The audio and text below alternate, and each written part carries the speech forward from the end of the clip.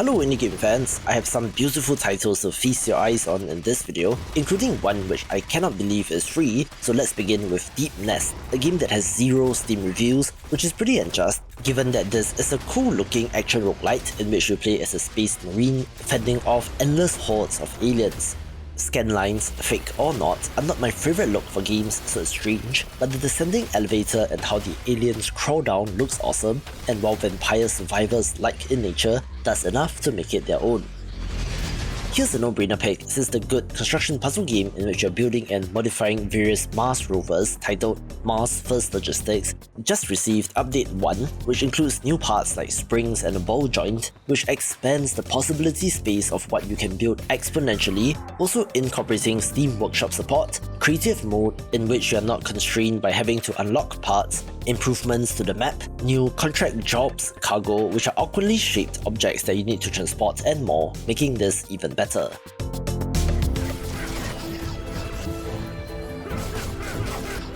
This video is brought to you by Knight vs Giant The Broken Excalibur, a fantasy action roguelike title in which you wield the legendary blade that has been shattered on a grand quest to rescue the citizens of Camelot, to vanquish the Void Giant and to escape the Astral Dimension.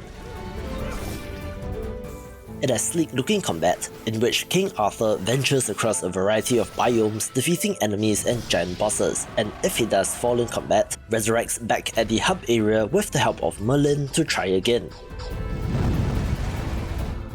In addition to Excalibur, our hero has access to the weapons and abilities of the Knights of the Round Table, such as Sir Lancelot's legendary sword Arundite, also having in-run upgrades and passives for variety in every run. There is meta progression as you rescue Camelot citizens and rebuild the castle, unlocking new merchants and amenities, as well as lore-appropriate NPCs such as the witch Morgana with the duality of her blessings and curses. Visually, it looks great as well, so if interested, pick it up on your platform of choice between Steam, GOG, Epic Games Store, PS5, Xbox Series X or Switch beginning October the 5th.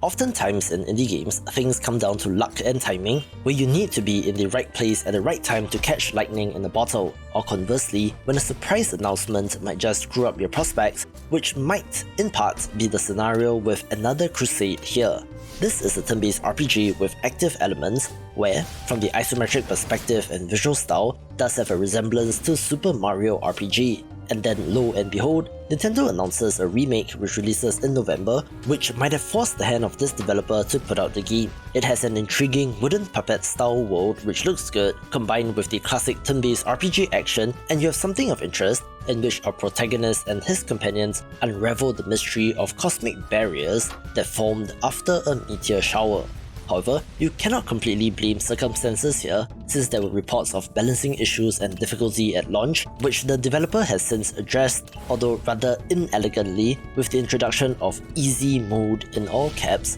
but I do still think that it's a curiosity worth a look.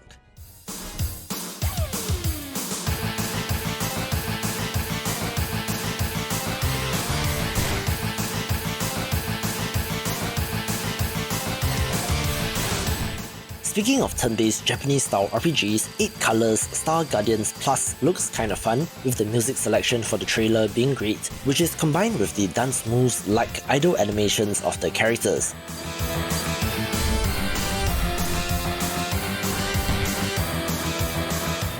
A dysfunctional group of heroines have to protect the planet from aliens, where I do have a soft spot for Power Rangers and it's a neat, bite-sized experience.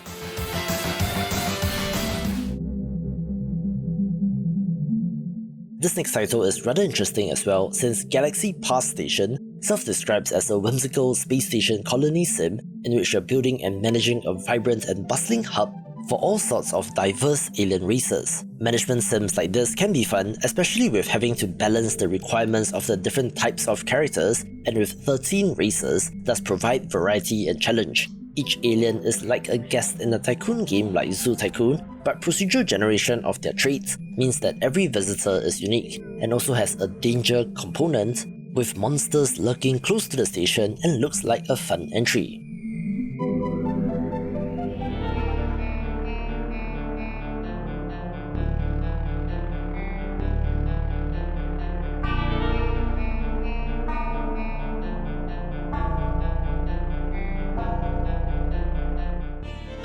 I just realized that there are quite a number of turn-based JRPGs in this video, coincidentally of course, since that is just how the releases lined up according to release date, with Franzen being the title of interest here.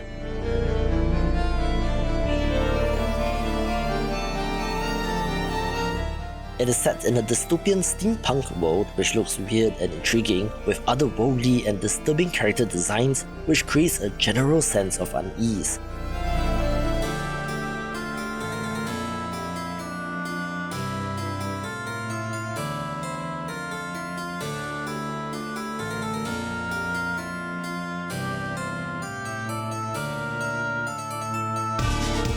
In this world, 18 years ago, an event known as the Scream happened, which was a massive rift which spewed forward endless darkness, corrupting the minds and bodies of those who came into contact. And now, 18 years later, two young technomancers are still studying this phenomena, which unfortunately is showing signs of rapid expansion.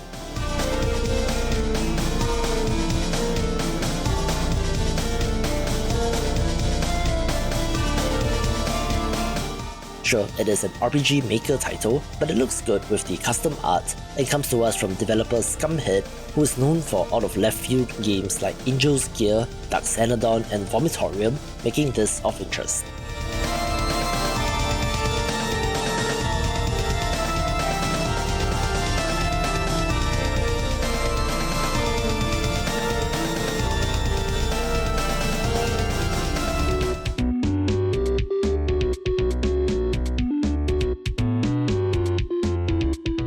I'm getting increasingly curious about Touhou titles for some reason and plan to check them out at some point, but new releases keep on coming, such as Touhou Artificial Dream in Arcadia.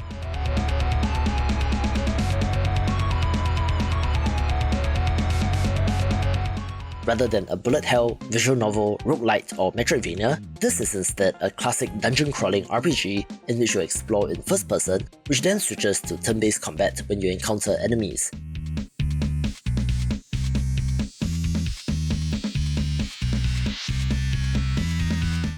As such, it does look kind of like the Atron Odyssey games and has variety in characters, really showing how malleable this IP is.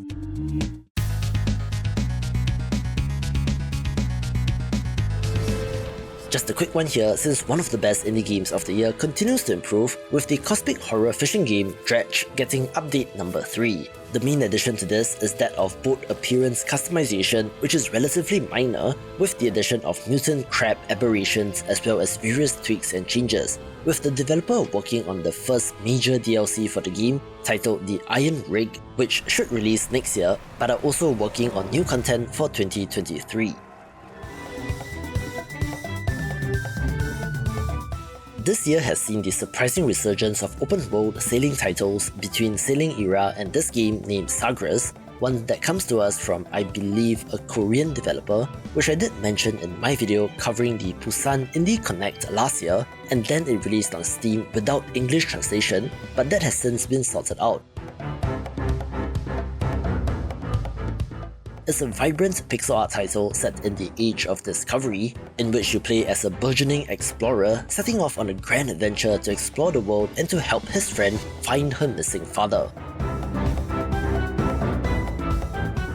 There's plenty of variety in the mini-games, from combat to mining, trading between ports, fishing and so much more. It looks very ambitious and expensive, so if you're in the mood for one of these, give this game a try.